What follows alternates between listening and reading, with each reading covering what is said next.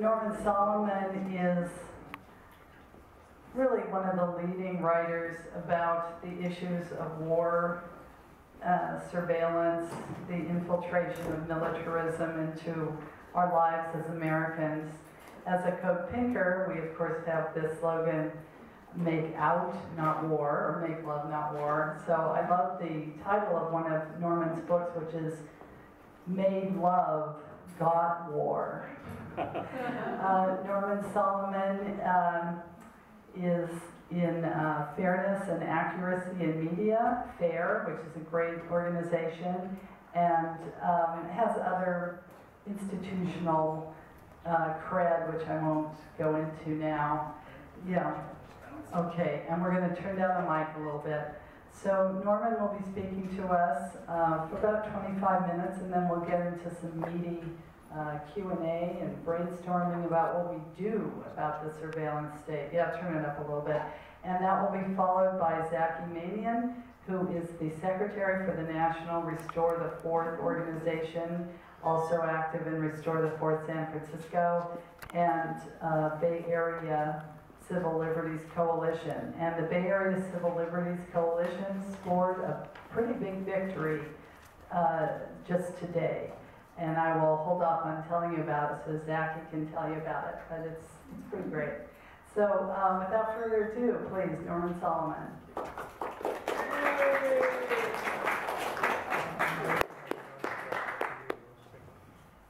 Well, I really appreciate the chance to speak with you this evening, and I'd like to start out by mentioning what I think perhaps doesn't get mentioned enough.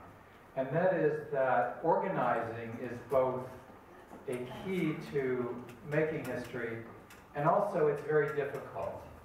And as someone who has spent, well, it's been a long time since the 1960s when I went to my first demonstration, I can say that I've done a lot of writing, and I've done a lot of speaking, and I've done a lot of organizing. And organizing is the most difficult.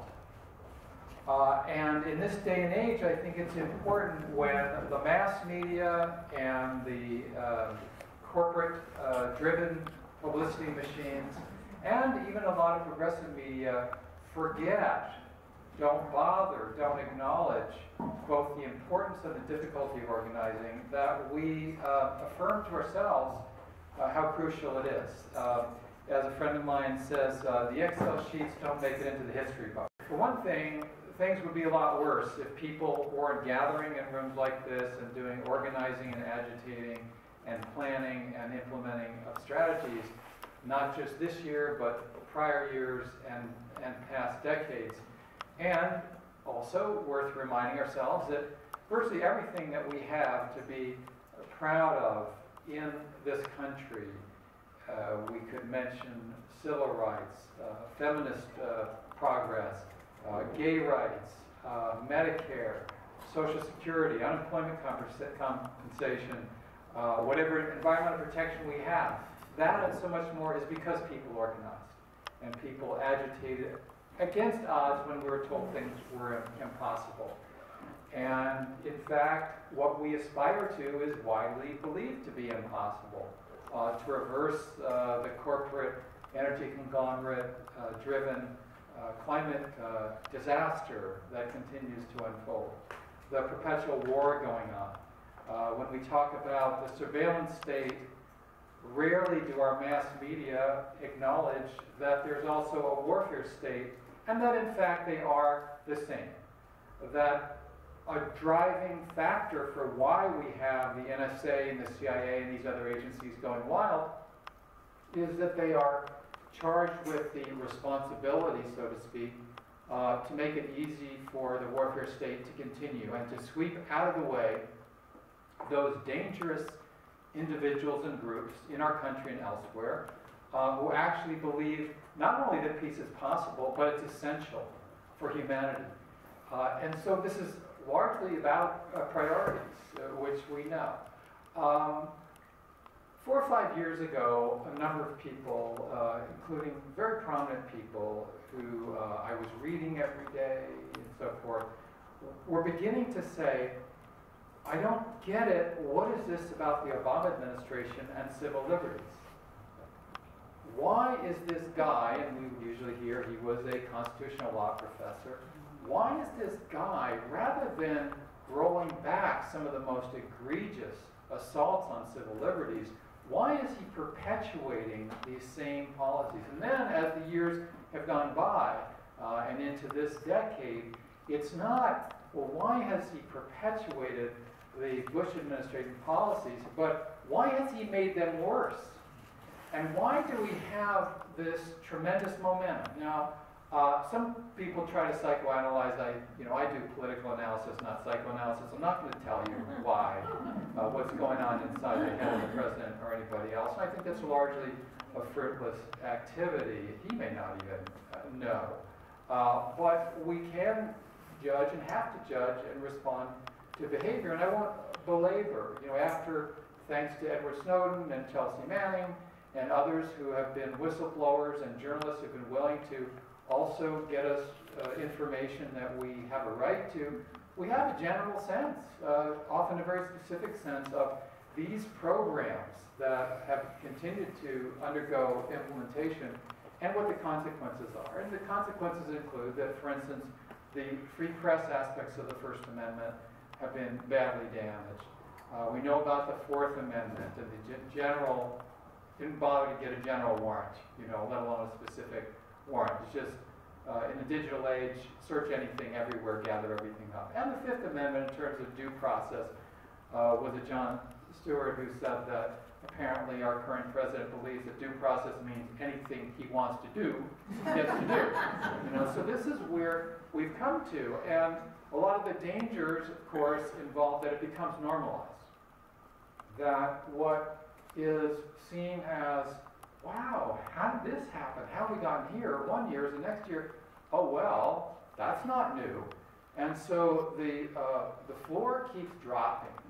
And what seems to be a ceiling later becomes the floor, and we're heading downward. And I believe that when you look at the continuation of warfare as a perpetual activity, with, you add it all up, $1 trillion a year, $3 billion a day, going in some way to the warfare/surveillance state.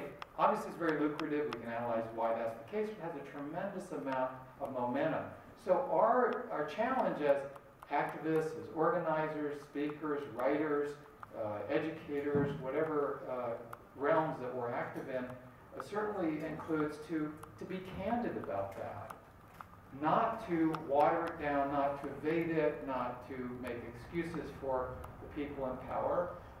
At the same time, to find more effective ways to communicate. And I think we have a lot of room to grow there. The left is afflicted by rhetoric. Often we learn to speak in shorthand to each other, and we can't talk to people next door. They wonder we came in from another planet, And so we forget that language is about communication and communicating in terms of the ideas. And also we get a lot into either or. Now I think sometimes you do need to be either or. Either you support the warfare state or you don't, or you support shredding the Fourth Amendment or you don't. But sometimes it's really not very fruitful. For instance, electoral work. Do we do electoral work or do we not do electoral work? Do we do work in the courts or not? I have a sketch from Woody Guthrie, who's a great, obviously, artist, lyricist, singer, musician. He also drew a lot. I have one drawing has this guy being kicked out of the factory. He says, "Don't come back until you register to vote." And there was a real sense in the CIO and others in the 30s that you did register to vote. You used those electoral tools that people had struggled and died for as not your only arrow in the quiver, but as part of what we do. And we all know there's a lot of pitfalls, but why leave the field to corporate Democrats and Republicans, or in the case of boards of supervisors, just corporate hacks fighting with each other? Why give them a clear field? And while we have a lot to feel good about, let's face it, we're in a city represented in the U.S. House of Representatives of the single most important member of Congress in the U.S. House for the surveillance state. When there was a challenge a year ago, the Conyers-Amash Amendment came to the floor. There was that tremendous battle over was there going to be a substantive effort through legislation to rein in the newly revealed mega Orwellian steps of the NSA. The Foreign Policy magazine, a few weeks later, published an article summing up that whole battle. And they said that Nancy Pelosi, more than any other member of the U.S. House of Representatives, was responsible for defending the NSA to defeat the Amash-Conyers Amendment. Now here we are in a progressive city. Now a lot of people here know much better than me that it's not as progressive in terms of the politics as it's cracked up to be. And when was the last time we had a progressive mayor? Anybody old enough to remember? Matt. Yeah, and we had some arguments over that, you know. But it's compared to what? It's like Jerry Brown is the best progressive governor of California since Jerry Brown. But what does that tell you? It means it has been worse, but it's always compared to what? It's like George Carlin said. Remember Lester Maddox back in the 60s, racist, axe handle restaurant owner? He said, Lester Maddox and Himmler choose the liberal. We're in this sort of comparative mode, and these are real differences that we have between candidates, but we also have to have a single standard that we're going to apply to people. And so, in the case of Nancy Pelosi, is it not tragic that a city with as much progressive energy and insight and know-how, she gets a free ride every 2 years? That tells you, I think, how weak we are electorally in this country, how hard it is to find people in Congress who we can hold their feet to the fire and then hold them accountable. And when we tell people, I mean, let me say, I believe that most members of Congress, they're human beings, so that's empirical, but they have a pretty wide opportunistic streak, you know. And it's very easy to get in the mode of, well, what do I need to do or not do to stay in office or maybe even rise in office? And if we want members of Congress to go out on a limb, we should learn how to put a mattress underneath the limb. You know, we should develop these capacities that we are sorely lacking. And a lot of energies that we put in have not been sufficient, obviously, to create much leverage where ultimately change needs to be reflected. When you think about the Occupy movement and what was achieved in terms of consciousness and education and framing of issues, I think it was very striking that almost everything that the Occupy movement was demanding ultimately would have required change in law, am I right? Would have required at some point the U.S. Congress or state legislatures to do things and have a president or a governor sign legislation. Ultimately, I'm not saying that's the causality of it, but that is an endpoint. Would have to ultimately go that way. And yet, what happened after the tremendous, wonderful upsurge of the Occupy movement was very little of that energy went into electing progressives or defeating some of the worst corporate war flags in the Congress or in other positions. As a matter of fact, it was worse than that because you had a lot of folks in the Occupy movement saying, well, that would be just a ripoff of our energy to get involved in politics, in electoral politics. And I think that, you know, historically, that's a mistake. The idea, well, it matters way more who's in the streets doing what than who's in elective office. And to me, that's a false choice. We don't want to have people in elective office who got there because we said they were okay, and we don't have a social movement. If we don't have a social movement, we're not going to do well if we have a social movement by some description, but the people in power are somewhere between John Boehner and Nancy Pelosi. And in fact, that's the core of a lot of what we're dealing with the surveillance state. And a lot of what I think we need, you know, the challenge we have is to state clearly and emphatically the dimensions of the assault on civil liberties under this administration with the approval of the Congress, and get very specific and say it's unacceptable, and then build our political power, which intersects with the fight against war, and also with how historically the left, civil rights, organizing, other efforts have been targeted by surveillance. I mean, Martin Luther King Jr., obviously, the FBI, tremendous targeting of surveillance. And if we look at that in the present time, we have this challenge to say, well, look, if we're going to be clear about what we're up against, we've got to name it and expose it. And there are hundreds of samples. If you look at what has been accomplished through the revelations by Edward Snowden, we know a lot of specifics which are just outrageous. Like now we know from the last couple of weeks this IC search, which is basically a Google for the intelligence. I'm not going to say intelligence community. Sounds like they're, getting together for barbecues or something. The so-called intelligence community, they built their own Google for surveillance. They could type in names to just find out all this information. Well, this is the outrage factor. It's like that bumper sticker. If you're not outraged, you shouldn't. You're not paying attention. Right?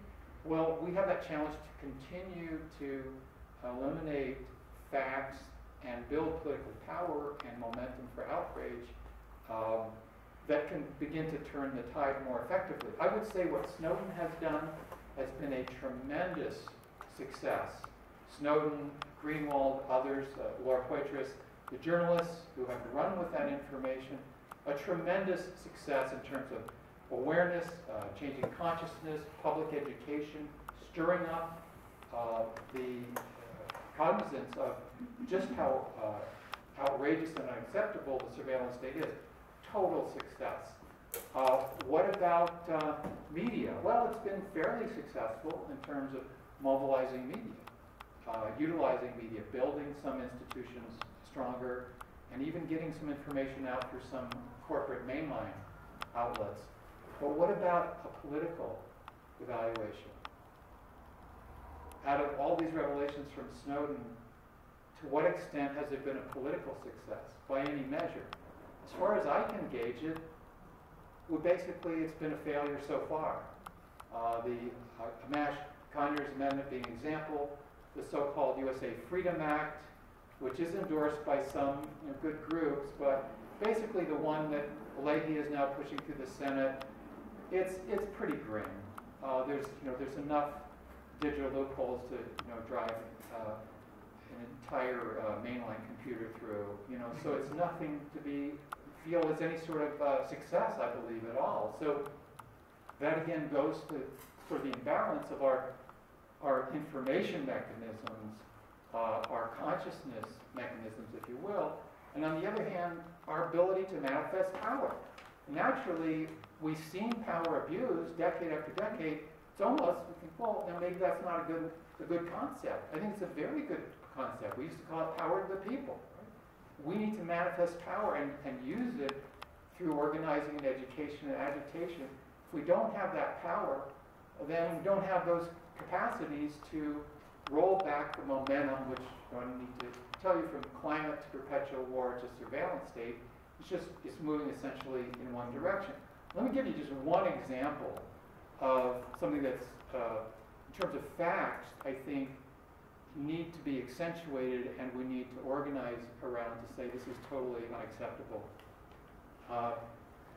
The case of James Risen, the New York Times reporter, who now, 7 years ago, got his first subpoena from the Bush administration, renewed by the Obama administration, because he refuses to name his source, a whistleblower who exposed a year 2000 CIA bungled, dangerous operation vis-a-vis nuclear weapons blueprints that were provided, flawed blueprints, to Iran.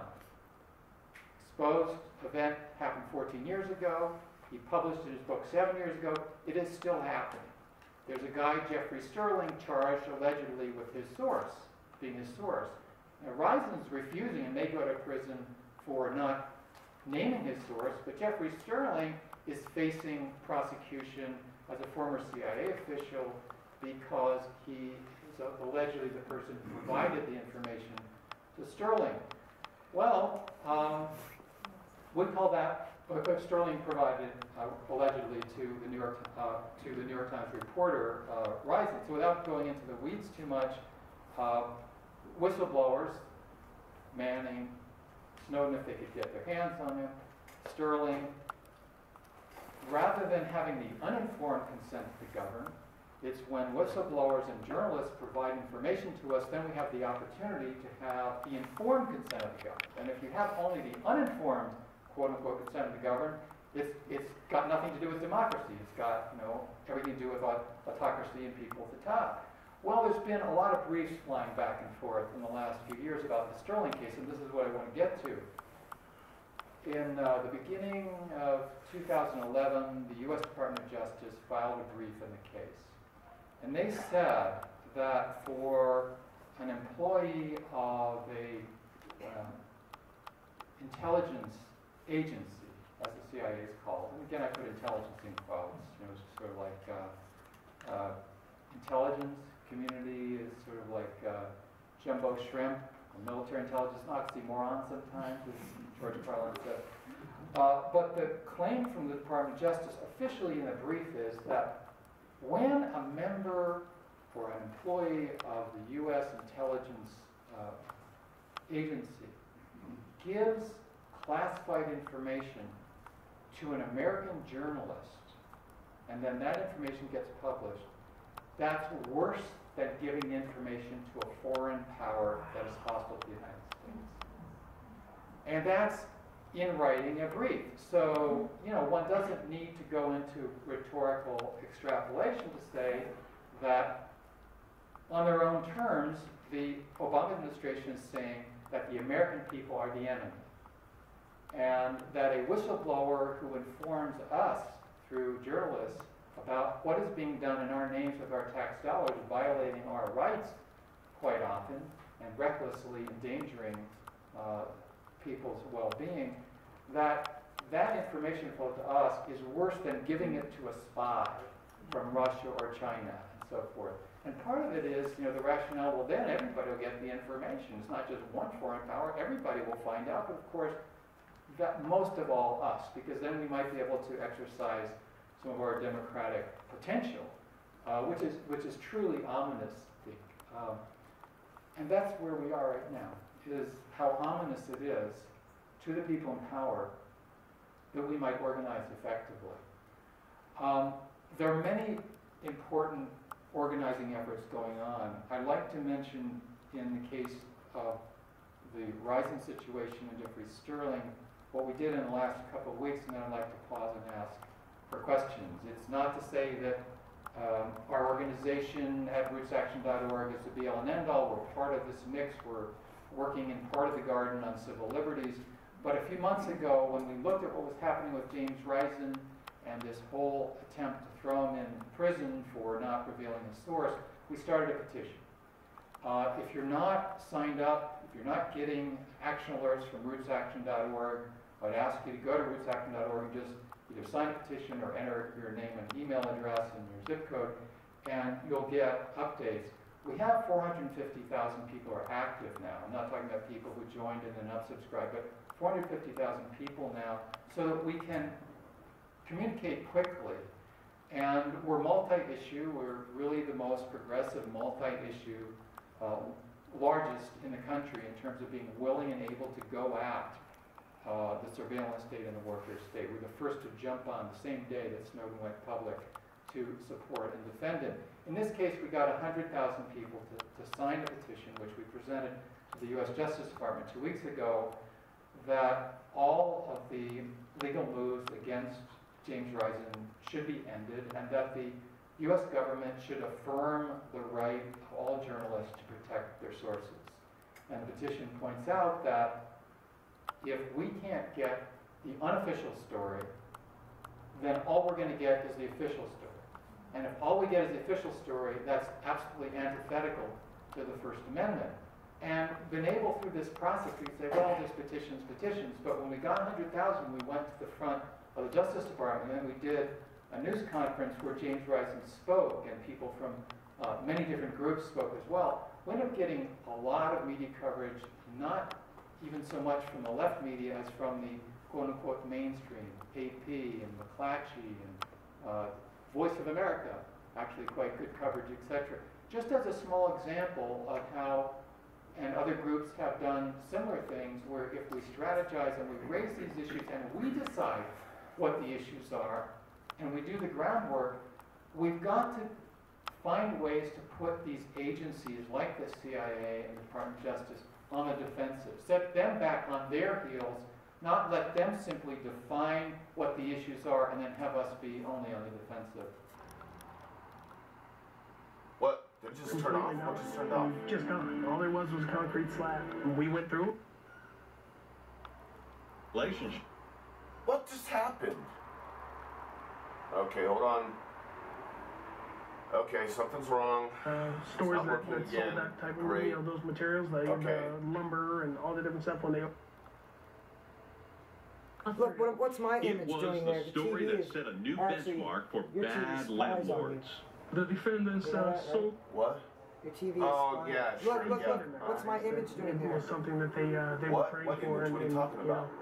Luckily, my brother and I were in a position to... My image was on my camera from your TV. How did the TV get my image? That's all I want to know. I don't know. I'll show you what I'm talking about. Now it's not working. Hold on. It was working, but now it's not. Okay, just give me a Look.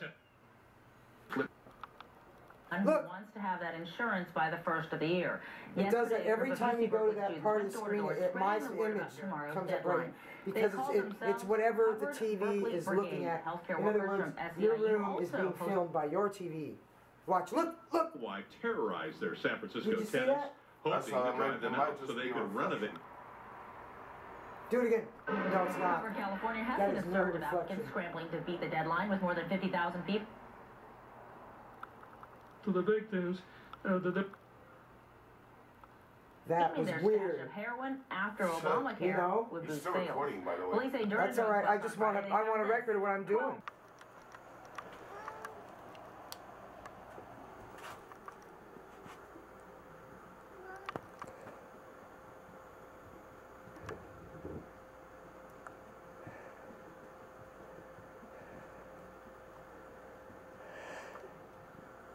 Moonbeam Brown is talking to certain people that he should not be talking to, and actually not listening to patients. The people actually affected about this, because there are patients who can take Vicodin, who can take Oxycontins, but yet they're high and they're out of pain. Medical cannabis, there's certain strains where you do not get high, you just get well. That was in my Twitter. Some are just like drinking a cup of coffee. There's pot that's no stronger than coffee. Actually, coffee is probably stronger.